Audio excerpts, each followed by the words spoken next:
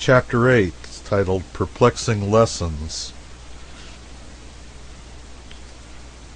At the end of what seemed a tedious while, I had managed to pack my head full of islands, towns, bars, points, and bends, and a curiously inanimate mass of lumber it was, too. However, inasmuch as I could shut my eyes and reel off a good long string of these names without leaving out more than 10 miles of river in every 50, I began to feel that I could take a boat down to New Orleans if I could make her skip those little gaps. But of course my complacency could hardly get start enough to lift my nose a trifle into the air before Mr. Bixby would think of something to fetch it down again. One day he turned on me suddenly with this settler: "What is the shape of Walnut Bend?" He might as well have asked me my grandmother's opinion of protoplasm. I reflected respectfully and then said I didn't know it had any particular shape. My gunpowdery chief went off with a bang, of course, and then went on loading and firing until he was out of adjectives. I had learned long ago that he only carried so many rounds of ammunition, and was sure to subside into a very placable and even remorseful old smooth bore as soon as they were all gone. That word old is merely affectionate. He was not more than 34. I waited. By and by he said, "My boy, you've got to know the shape of the river perfectly. It's all there is left to steer by on a very dark night. Everything else is blotted out and gone. But mind you, it hasn't the same shape in the night that it has in the daytime." "How on earth am I ever going to learn it, then?" "How do you follow a hall at home in the dark?" "Because you know the shape of it." "You can't see it." "Do you mean to say that I've got to know all the million trifling variations of shape in the banks of this interminable river as well as I know the shape of the front hall at home?" "On my honor, you've got to know them better than any man ever did know the shape of the halls in his own house." I wish I was dead. Now, I don't want to discourage you, but, well, pile it on me. I might as well have it now as another time. You see, this has got to be learned, and there isn't any getting around it. A clear, starlit night throws such heavy shadows that if you didn't know the shape of a shore perfectly, you would claw your way from every bunch of timber because you take the black shadow for a solid cape. And you see, you'd be getting scared to death every 15 minutes by the watch. You'd be 50 yards from shore all the time when you ought to be within 50 feet of it. You can't see a snag in one of those shadows, but you know exactly where it is, and the shape of the river tells you when you're coming to it. Then there's your pitch dark night. The river's a very different shape on a pitch dark night from what it is on a starlit night. All shores seem to be run straight then, and mighty dim ones too. And you'd run them for straight lines, only you know better. You boldly drive your boat right into what seems to be a solid straight wall, you knowing very well that in reality there's a curve there, and that wall falls back and makes way for you. Then there's your gray mist. You take a night when there's one of those grisly, drizzly gray mists, and then there isn't any particular shape to a shore. A gray mist would tangle the head of the oldest man that ever lived. Well then, different kinds of moonlight change the shape of the river in different ways. You see, oh, don't say any more, please. Have I got to learn the shape of the river according to all these 500,000 different ways? If I tried to carry all that cargo in my head, it would make me stoop-shouldered. No, you only learn the shape of the river. You learn it with such absolute certainty that you can always steer by the shape that's in your head, and never mind the one that's before your eyes. Very well, I'll try it. But after I've learned it, can I depend on it? Will it keep the same form and not go fooling around?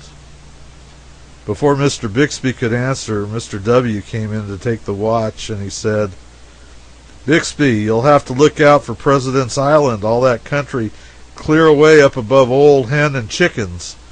The banks are caving and the shape of the shore is changing like everything. Why, you wouldn't know the point above 40. You could go up inside the old sycamore snag now.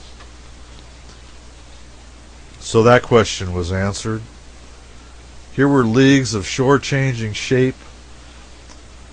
My spirits were down in the mud again. Two things seemed pretty apparent to me. One was that in order to be a pilot, a man had got to learn more than any one man ought to be allowed to know. And the other was that he must learn it all over again in a different way every 24 hours. That night we had the watch until 12. Now it was an ancient river custom for the two pilots to chat a bit when the watch changed. While the relieving pilot put on his gloves and lit his cigar, his partner, the retiring pilot, would say something like this. I judged the upper bar as making down a little at Hale's Point. Had Quarter Twain with the lower lead and Mark Twain, 2 fathoms. Quarter Twain is 2 1/4 fathoms, 13.5 feet. Mark III is 3 fathoms. With the other. Yes, I thought I was making down a little last trip. Meet any boats? Met one abreast ahead of 21, but she was away over hugging the bar, and I couldn't make her out entirely. I took her for the sunny south, hadn't any skylights for her to the chimneys, and so on. And as the relieving pilot took the wheel, his partner mentioned that we were in such and such a bend, and they would be abreast of such and such a man's wood yard or plantation. This was courtesy. I supposed it was necessity. But Mr. W. came on watch 12 minutes late on this particular night, a tremendous breach of etiquette. In fact, it is an unpardonable sin among pilots. So Mr. Bixby gave him no greeting whatever, but simply surrendered the wheel and marched out of the pilot house without a word. I was appalled. It was a villainous night for blackness. We were in a particularly wide and blind part of the river, where there was no shape or substance to anything, and it seemed incredible that Mr. Bixby should have left that poor fellow to kill the boat trying to find out where he was. But I resolved that I would stand by him anyway. He should find out that he was not wholly friendless, so I stood around and waited to be asked where we were. But Mr. W. plunged on serenely through the solid firmament of black cats that stood for an atmosphere and never opened his mouth. Here's a proud devil, I thought. Here's a limb of Satan that would rather send us all to destruction than put himself under obligations to me, because I'm not yet one of the salt of the earth and privileged to snub captains and lord it over everything dead and alive in a steamboat. I presently climbed up on the bench. I did not think it was safe to go to sleep while this lunatic was on watch.